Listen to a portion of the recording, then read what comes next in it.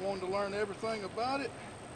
If I was going to do it, I want to make the most at it. So, and now, 20 years later, I do asphalt, TPO, EPDM, shingles, slate, metal. If it's a roof other than foam, I can do it. Sweet. Now what's this stuff you're putting down right now? This is called ice and water shield.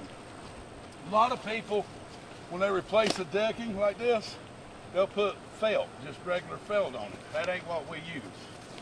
This is a peel and stick membrane. It's self-healing, so it gets real tacky. But I mean, it's a little bit more, but it's worth the money. Especially around walls, pipes, stuff like that. So this has a sealing kind of property to it? Yeah. Once it sticks to something,